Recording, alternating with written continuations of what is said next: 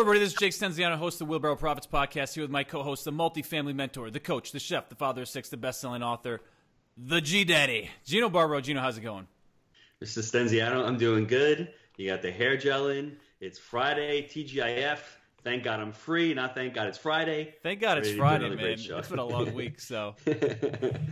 Hey, man, we have a very special guest this week, Blair Singer. Blair is a world-renowned speaker and best-selling author of Little Voice Mastery. He has trained hundreds of thousands of people around the world on business and personal development skills. Through a mixture of mindset, communication, and sales skills training, Blair has become a leader in helping people accelerate their personal and professional success. Sounds like a woo call to me, Gino. It sounds like we're going to get some of that mindset action. Huh? That's right. I can't wait. I'm excited, bro. So without further ado, Blair, welcome to the show. Well, thanks for having me, you guys. It's an honor to be on here. And thanks, Blair. TGIF, I like it. Thank God I'm free. More ways than one, right? So tell us about your background and how you got started in business. Oh, my goodness. Well, you know, I don't know. I guess I grew up at a dairy farm in northeastern Ohio, so I just grew up watching my dad work his butt off, right? And and so he being a dairy farmer, you're kind of an entrepreneur by default. You know, you got to do a little all of it. So, and my grandfather was the same way. So it just was assumed that I was going to do my own business thing someday. And so with a lot of fits and starts and a lot of moments that I thought I was a genius and a legend in my own mind and crashed and burned, you know, you finally come around. I think you get to a point where you realize how little you know. And when you realize how much you don't know, then you can actually do something effectively, right? So yeah, I moved when I graduated from Ohio State University. I moved as far away from Ohio as I could get to Hawaii. And that's really where my entrepreneur career began, with a little surf shop in Waikiki. That's how I met Kiyosaki. I was working a surf shop, and I was a sales rep for a big computer company full time. Had my surf shop part time, even though it was a full time business. And he walked in trying to get me to buy those Velcro wallets. Yes. I heard about that. And I said to him, dude, you know, I didn't know this guy. I mean, it was 1983, right? He was still working for Xerox, I think. And that was his part-time entrepreneurial deal. And I'm going, dude, my customers are surfers. They have no money. What would they need a wallet for, right? I'm trying to make a joke. And he started yelling at me. He goes, you don't know anything about retail. What do you know? You know, I'm going, wow, interesting sales approach, right? Yell at your customer until they buy. But anyway, we've been great friends. And well, how'd you morph into friends after the wallet fight? Well, it was it's not a fight. It was just like an argument. You know, we immediately start arguing with each other, right? And so, and then that's how and then he's the one who introduced me to personal development. I mean, all the way back then, you know, I'd gone through a very painful 1-year marriage and divorce at the time, and my business partner was robbing me blind, and I didn't even know it. And so it was just one of those perfect storms. We happened to meet at the right time, and we launched into this business and personal development journey together. I mean, he took the full-on teaching route. I went back into the air freight trucking business. I moved back to Southern California after 8 years in Hawaii. Started applying some of this stuff, and we had some success, and people say, well, how did you do that? So I went from surf shop business to the software business to the trucking business and to the training business and a whole bunch of other businesses in between. So it's just always kind of been there. What was your first crash and burn? You said your crash and burn. Do you remember that very first crash and burn? And what did you learn from that? Because it's not mistakes, right? It's just a learning experience. I mean, it's like in my group of friends, the bigger you burn and the bigger you crash, the more of a hero you are, right? Exactly the opposite. They're terrified of all that. Now, I don't like it, and I try to avoid it at all costs. But once it happens, it's like, okay, now so what did I learn? And I think that, you know, it's been a series of crashes and burns, and I think what happens is the first one is probably the worst, but you minimize it, right? Mm-hmm. I mean, I invested $10,000 I had a piece of property that I sold. I made $10,000 profit on it, and I invested in the surf shop. It was gone before I even finished writing the check. And so that was a rude awakening. But the biggest one though was when we went into I thought I'd learned my lesson, but then when I got into the air freight trucking business in Southern California, the first 6 months it went down $750,000, right? And it was like, whoa, man, how is that? And it was at that point where I really got to understand that the problem was me. Because up till that point, the problem was my partner, the problem was the market, the problem was everything else, and, I'm sure there's people listening or watching this right now that they're convinced that their financial woes are because of a series of circumstances going on around them. And I'm going to tell them they're never going to get rich from that perspective. You got to get that the problem rests between your right ear and your left ear. And by the way, that's why I wrote that book, Little Voice Mastery, because it is all about winning that little voice. Whether you have the courage to put an offer in on a deal, whether you can come up with the hard money, whatever that is, the logistics of it are simple. Running trucks cross country and delivering air freight is simple. The hard part is you selling you to you when times get tough, right? Mm-hmm. And we turn that, and I guess, so you answer your question, I'm sorry, is that what I learned is that if I'm going to succeed, I need a team. That was the biggest thing that I learned, because what I was ready to bankrupt the company, throw it away, and my team was the one that volunteered to come together to work for free to help turn it around. And it was because I had an amazing team, and to this day, amazing advisors. You've interviewed a bunch of them, Garrett, Sutton, and Ken McElroy, Tom Wheelwright. These guys are my teammates, right? So I can't even imagine the degree of success that I've been blessed with without great people around. And that's the big thing I learned. Up to that point, it was all me. Watch me do this. I got that, right? Mm-hmm. And I just learned, I got humbled enough times to realize that if sales, and this is my expression, if sales equals income, then massive and passive income requires a team. Mm-hmm. It may not be a team that's on your payroll, it may be a team of advisors, it may be a team of friends, but you cannot amass wealth alone. I mean, look at the two of you. I mean, I don't know what your relationship's like, but look at how effective you guys are together, as opposed, and I'm sure there's an extended team around you guys too. Brothers from another mother.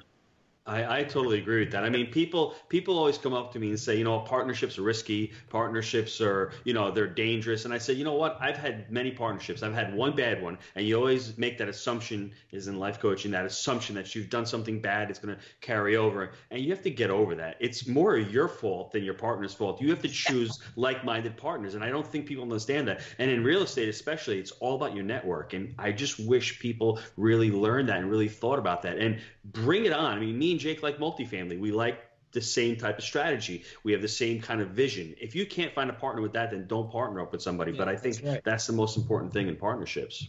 Oh, yeah. And there's an old expression we go by, is that you cannot do a good deal with a bad partner. Mm-hmm. I mean, you can have the best deal going. If you got a bad partnership, the deal is never going to get any better. Mm-hmm. The other thing that Robert and I always talk about is, from bad deals, you typically can find good partners. Because in fighting your way out of a bad deal, you'll find somebody else that really steps up, and that becomes your new partner, right? Yeah. And so I agree with you, and I also agree that whether you're investing in real estate, building any kind of a business, it is a team sport, and you need to know as best you can that your partners or whoever are in there with you, whether you're paying them or they're paying you, that you're on the same page, you share the same core values. Because I agree with that totally. Yeah, here's what happens. You guys work with a lot of people, and you help people make a lot of money, you help them get rich.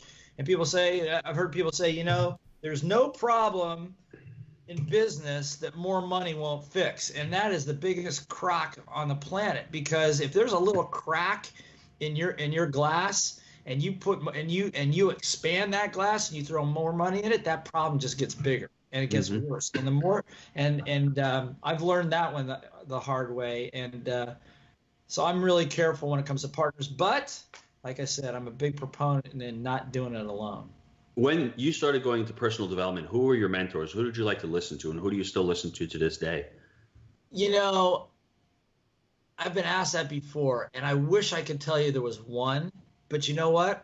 When I finally got turned on to personal development and this whole matter of dealing with me, I love them all. And I can sit down and tell you, whether it was Napoleon Hill, whether it was Tony Robbins, whether it was whoever it would be, is that each of them deliver a nugget that changed my life, right? And look at it that way. I mean, I've seen some pretty crappy speakers in my time, but I kind of always have this intention. I go, they're there because they know something I don't know, and they know something I don't know about me, and I want to find out what that is, right? And so I love it all. I love it all. I mean, we worked with Robert and I and a couple others worked with Tony when he first got started back in the mid '80s. That was a whole trip. That was really a treat to watch that whole thing develop and learn some of that stuff. And but again, like I said, a lot of my personal development gurus were people that most people wouldn't know. Because they weren't on a speaking circuit. They were personal coaches. They were great researchers and great developers of technology to work on the little voice in your head. So you wrote the book Little Voice Mastery. I mean, how did you come up with the idea for the book? Can you just dive into what the book is all about? Yeah, sure. The idea for the book was that, I've coached and trained a lot of people and had a lot of businesses, and it seemed to me the thing that always drove me crazy is that it seemed like the solutions to most business problems are pretty freaking simple. It's really simple. So what's the problem? The problem is trying to deal with the emotions and the lack of confidences and the internal dialogue that would get thrown up in the middle of it. And you know the old expression, high emotion, low intelligence. So when I found out that about myself back in the mid '80s, I just became a kamikaze about having people getting coaching for me to work, because I know you do that kind of coaching, right? But getting that kind of coaching for me, really working on my little voice. What is this dialogue coming from? Where's it coming from? And how do I get rid of it? And I was very successful at doing that. It just seemed to me that most people didn't have the time or didn't even have the awareness to spend that time with themselves. So I wrote the book as really a compilation of the best things that I learned from my masters and my gurus, and put it in kind of a manual format. So like, if this little voice comes up, do this. If this little voice comes up, if you're procrastinating, here's the reason why, and here's what you can do to reprogram yourself to get past that, right? If you're afraid to make a pitch, if you're afraid to pitch, here's the reason, probably the reason for that. Here's probably where that came from, and here's how to get past that too. So it was basically my own therapy manual, right, to get myself through stuff. And I hold that it's your secret weapon. It's the secret weapon in business. If you can really understand what drives this, and how to work through that, and to understand that a lot of that dialogue is not you. I mean, if you took that chatter that's going on in your brain, right? Everybody knows what I'm talking about, right? And you get that chatter going in your brain, and if you treated that as a separate person, and you took that person out and sat them right next to you on the sofa next to you, and you listen to them talk, you'd look at that person and you go, that person's crazy. That person needs to be right, because they're all over the place, and you're going, holy shit, what is that, right? So, but you got to be able to do that. You got to be able to understand that all that stuff going on in there is not necessarily the real you. That's kind of a conversation going on in you. But beneath all of that, what I've learned after working with hundreds of thousands of people is in most cases, a really good, smart, ambitious, intelligent person sitting in there. But it's just clouded by all the other garbage that gets thrown on top of it, that you're led to believe it's this way and it's that way. Growing up in Ohio, you're going to be rich, you got to work your ass off and be a dairy farmer. Crazy stuff, right? But people get to their 30s and 40s and they're looking and going, shit, I'm working my butt off here. I'm a good person. I'm high integrity. I'm raising a good family. Why am I struggling? What is going on here? So then what happens? You start doubting yourself. Maybe I'm not smart enough. Maybe my teacher was right. Maybe I'm not that smart. Maybe my brother was right. Maybe I shouldn't go in business for myself. Maybe I should go get a job and work for the government. All that crap that goes on in there. You go, whoa, whoa, whoa, whoa, whoa, stop. Okay, and the ability to pull it away and be able to unlock, like what you guys do, which is so amazing, is help people unlock their financial genius, and to get there and to really create something that not only improves their lifestyle, but improves their self-esteem and their self-concept, which is most important of all. We call that, and I learned in coaching school, that's we call it one of the 4 energy blocks. I think it's the highest one. They call it the gremlin, or your inner critic, the voice inside you. And I mean, I can share my gremlin. And when I was working in the chef, I owned a restaurant, I'd had a chef code. My gremlin was, I'm not smart enough to be talking to guys who are in business, because who wants to talk to a chef washing dishes, right? So that's really huge. So just to show people that you have to get past that. You have to say to yourself, that's your inner critic. That's your gremlin. And I think, Blair, you nail it right on the head. I mean, I was in my 30s. I'm an adult. I went to college. I'm running a business. I've got kids. Why should that hold me back? But unless you can actually flesh that out, and that's why you need a coach. That's why you need mentors, because you can't be by yourself talking by yourself, or you need a partner, because you need to share that with somebody, and you need to flesh that out, and you need to work on it and actually bring it out in the open. And once I found out that was me, I was like, I almost started crying. I said to myself, I'm wearing this, and actually you got the coat on every day, and you're looking at yourself in the mirror, and you're working, right? And you're saying, wow, this is holding me back, and just literally taking it off and just saying, it's just words. I mean, it was just enlightening to me. You're right. And when like you say, when the veil comes off, all of a sudden it opens up a whole new world. And see, that's why when you guys are working with people to become professional investors or even part-time investors, the minute they actually do a deal and they actually see the deal work, and maybe the rent checks start coming in, and then all of a sudden they go, oh my God, what happened? But you both of you guys know as well as I do that you can give me your percentage of the number of people that you would show how to do it and how to score a deal and how many actually do it. Mm-hmm. Very few. That's right. But that's why I love entrepreneurship and I love investing, because every day you throw yourself out there. Every day you throw yourself out there again and again. And each mistake that you make, and you're going to make them. You're going to make them. Mm-hmm. I just want to say one thing real quick, Blair. And this is why I know you're the real deal, is because when I started off, I had that limiting belief where I was in corporate America. I was in sales, outside sales, selling vaccines, and I never thought that I could own my own business. Right? I thought that was for other people. That I can't do that. And then Gino and I worked together, and he helped me get past that. Right? So wow, I can get in my own business. And you said when they get that first rent check, our first property we bought together, it was a beat down. Sometimes I call it the crack den, but we got into a deal. It was 25 units, right? And I collected cash. I came home that night and laid about 10 grand across the table in cash, and I took a picture of it and sent it to Gino. And it was that moment that it clicked for me. It's like, wow, we can do this, right?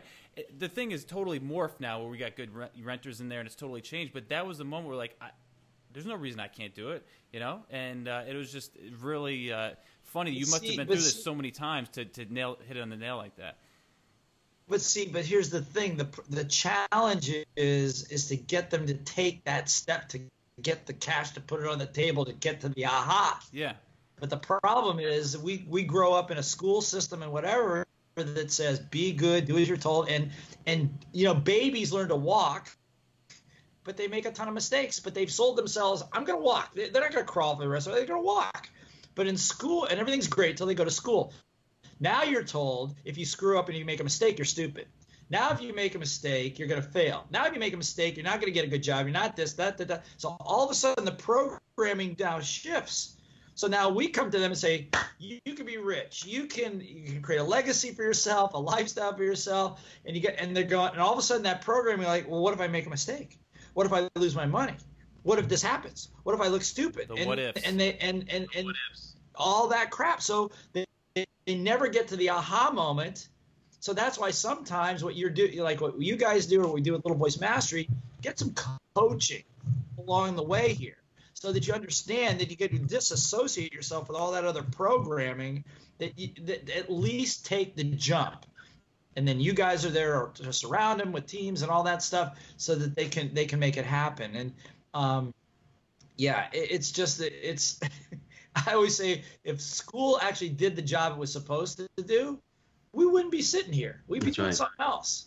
Because I mean, we'd still be investing, but we wouldn't be educating people, because they would be able to think. And that's why I say I'm a big believer that good education is worth its weight in gold, and it changes people's lives.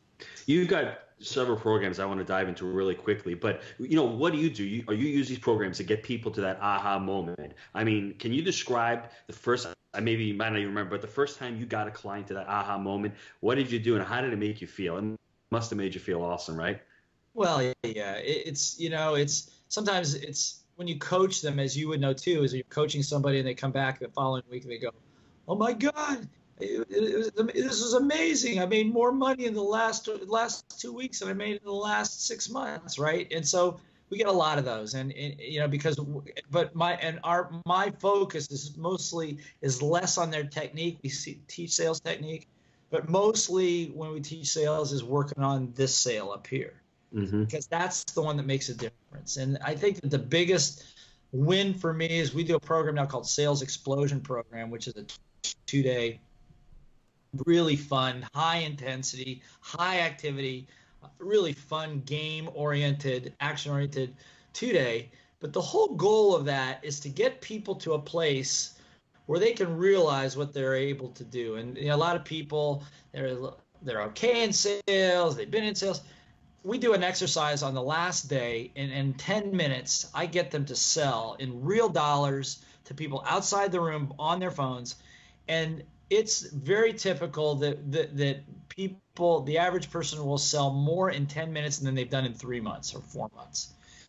And to watch the look on their faces. I mean, we just did a program in Hanoi, Vietnam, and this group of people, there are a couple hundred people, few hundred people in that room, in 10 minutes did $9.7 million US in sales in 10 minutes.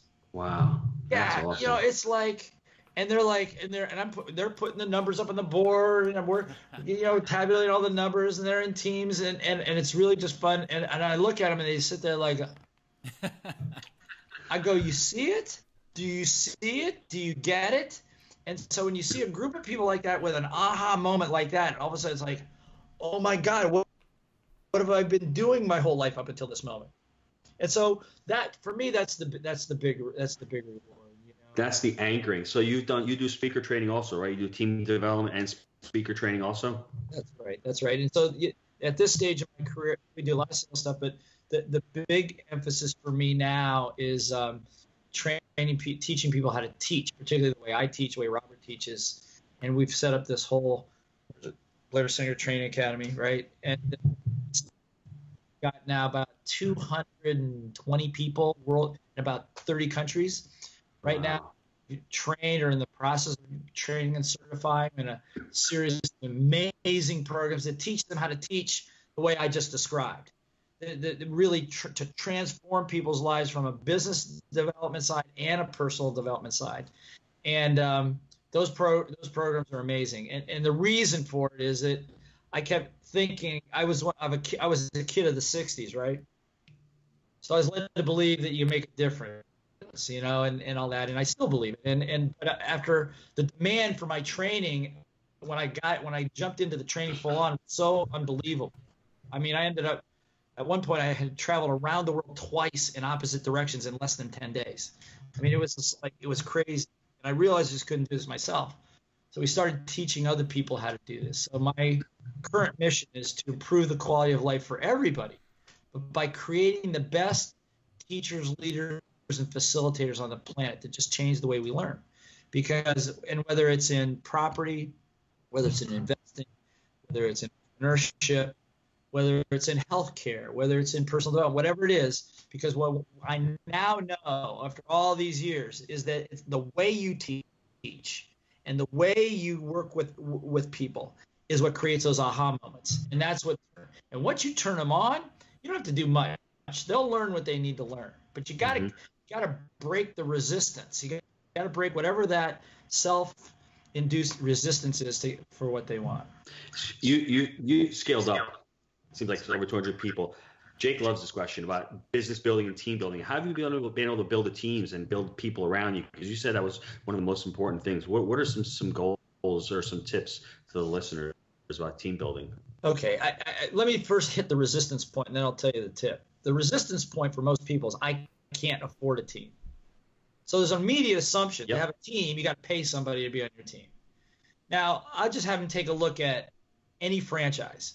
Franchising is a team. It's a team of business owners.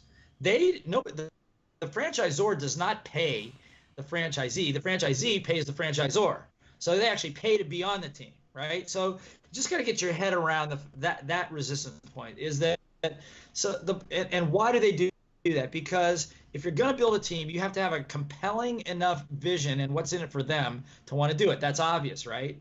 And they go, well, I can't pay them enough. Yeah, but if you can say, look, if you hang out, if you're part of our team, you can become the person you want to become. See, I know that if I hung out with you guys full on, that I would become the investor I always wanted to be. You're not going to pay me. You're not going to give me any money. But I would come to your programs, and I would support in your programs, and I'd volunteer to work for free, and I would do all these things to support you in exchange for the education that I'm going to get. And I'd pay you for the education that I'm going to get. Does that make sense? Total sense. Yeah. So I think that people make the mistake that money is what drives a team. Okay, and they're used to watching the NBA and the NFL, and they think it's all about the money, right? Well, maybe it is, but I tell you, at that level, but if I think from where we are as an entrepreneur, as a leader, your job is to be able to create a vision, not just people say you got a vision of the company and where you want to go, and people buy into that. Well, that's true, but I think the real issue is you have to have a vision for them. If you're going to be part of my team, what is it? How can I help you get what you want? And can I do that in a way, in a very meaningful way? Then I got a higher probability that you'll want to be on my team. And I've attracted some of the greatest team members on the planet. I mean, you look at the Rich Dad Advisors, for example. They're my team. We don't pay each other. Okay.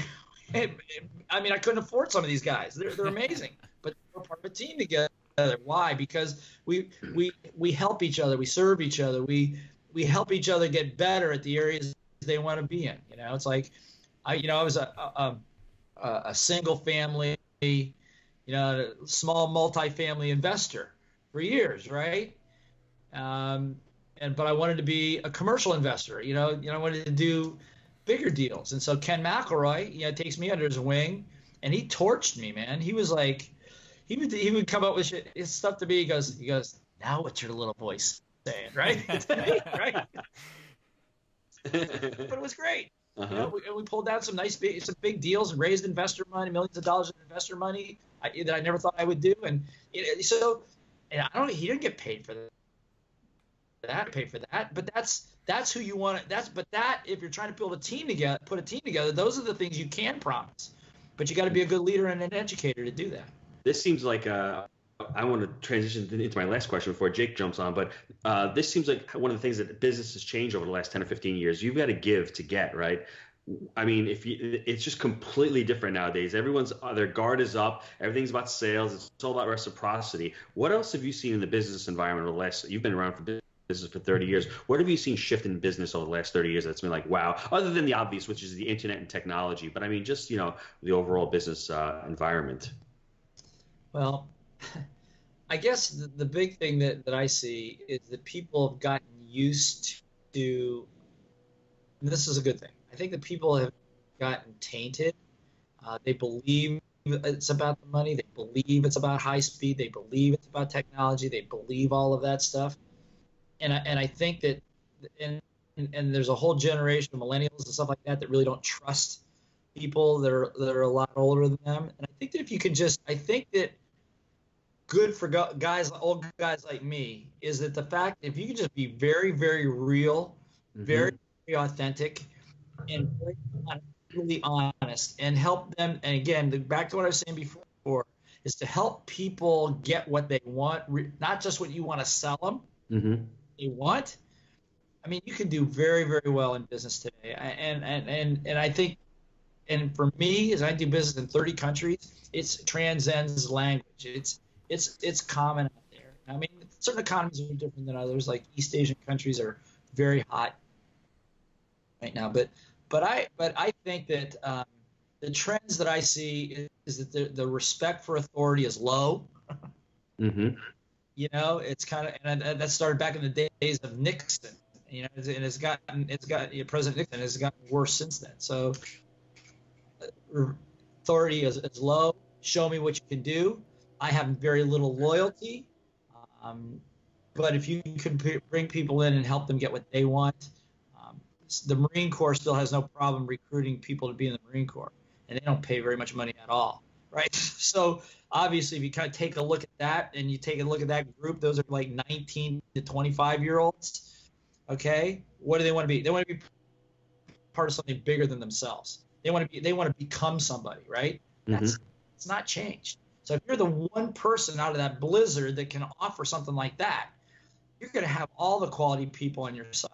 I agree with you, because you're talking about raising your standard, like Tony Robbins talks about. And when you talk about the Marines, their standard of life is no higher. They won't get any higher. And you being part of that team, that Rich Dad team, your standard is really high. You've got to not compete with these guys, but they're on your team, and you've got to live up to that standard. It raises your standard, and it makes you work at a higher level. So I totally agree with what you're saying. I'm totally on board with that. Awesome.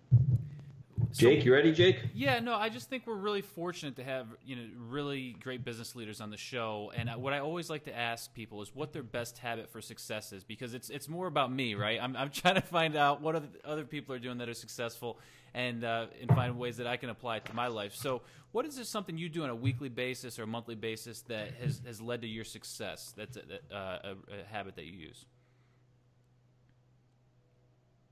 What do I do? Okay, well, I eat well. I take care of my body. I can tell you that's one thing that I do that I've been religious about for a long, long time, is that I know that your body gives out before your brain does, and you need to have energy to sustain a high level of performance. That's a big thing. I get regular coaching. We've been talking about this through the show, is that, I get specific little voice coaching. I pay a lot of money for it because it pays me back 100-fold over every time I do it. It's something I work out 5 to 6 days a week. I would no longer not get little voice coaching as skip a workout. I just won't do it. And so I think that the thing for me is that when I was in high school, after I blew out my knee trying to play football, I was a distance runner. And so what it taught me was endurance and discipline. And one of my great coaches, I have a lot of coaches, but one of my coaches is the very famous Mac Newton. If you look him up at macnewton.com, the guy he's the only 2-time world champion in Taekwondo. He's the only 8th degree black belt in North America in Taekwondo, and he's also the only person besides Deion Sanders that has both a Super Bowl ring and a World Series ring, because he was conditioning coach for the Dallas Cowboys, the Oakland A's, and all these guys. He's worked with every major athlete, and he's my coach. And what he says, he's got a great definition of discipline. I'm going to quote him. He says his definition of discipline is doing what you're supposed to be doing when you're supposed to be doing it, whether you like it or not. Right? Doing what you're supposed to be doing when you're supposed to be doing it, whether you like it or not. And I would add whether anybody's watching or not. And I think that ethic, that for me, is what allows me to outlast just about anybody in my sector, in my market. Not that I'm competing with them, but it just allows me to be, there's a certain thing in sales, as you guys know, if you're persistent enough, you get the deals, right? So I call it the last man standing. You're still standing, you're still pitching the deal. People are going, you're real. Okay, I trust you.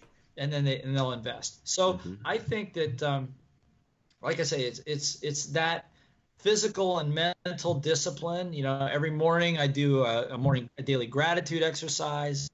I take the time to meditate a little bit in the morning. At the end of the day, I have a journal next to my bed. I write down all the wins that I've had for the whole day. It's just something I do over and over and over again because it programs my brain to be in the right place with the right people. I mean, those are my personal disciplines. And of course, one of the other reasons Kiyosaki and I are friends is we love to study. I hated studying in school. Hated it. Didn't do it. But I love it. We can find a book, let's read it, let's study it together, and continually doing that stuff. So those are some of my disciplines.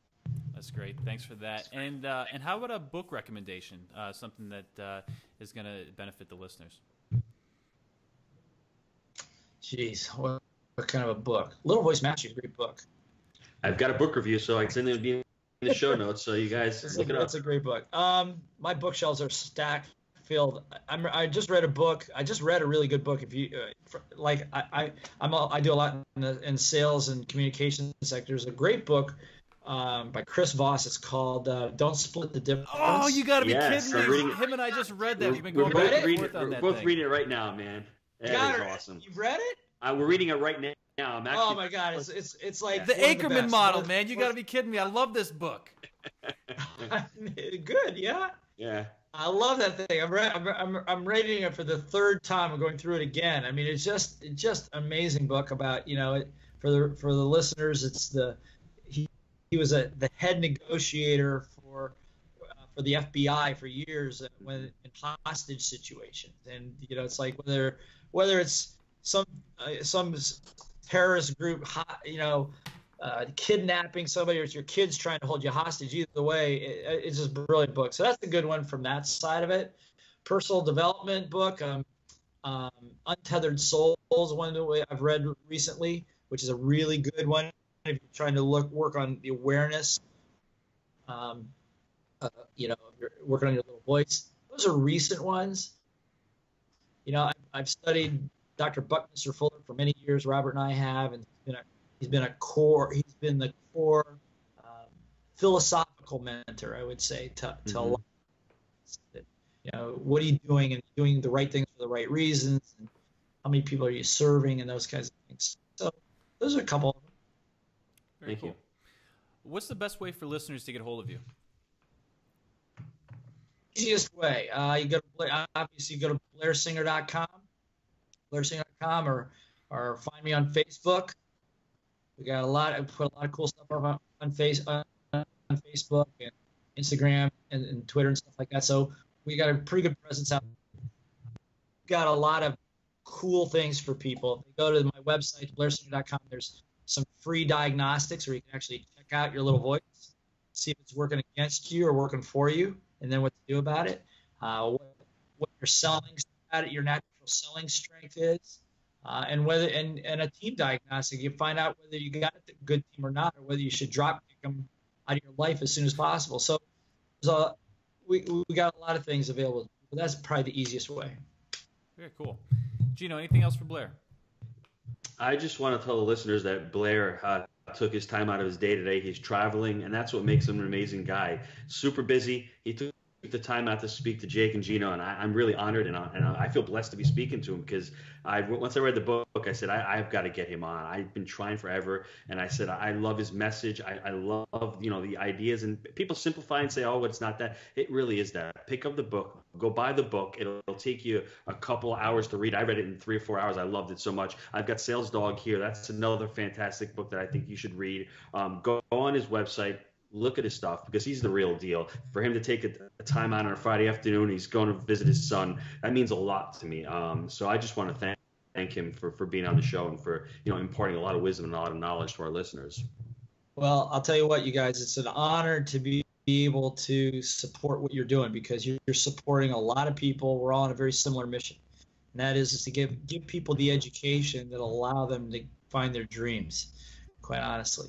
Because there's a lot of people around there that would like to entice them and would like to fool them and try to reprogram them. But what you guys are doing is amazing work, and it's helping a lot of people to break the bonds of being trapped, and to give them freedom. So anything I can do to support, I'm in. Gino Thanks, Barbaro, Blair. the last man standing today. Appreciate you guys' time. Thanks, Blair. Bye, Thank Blair. you, guys. Thank you.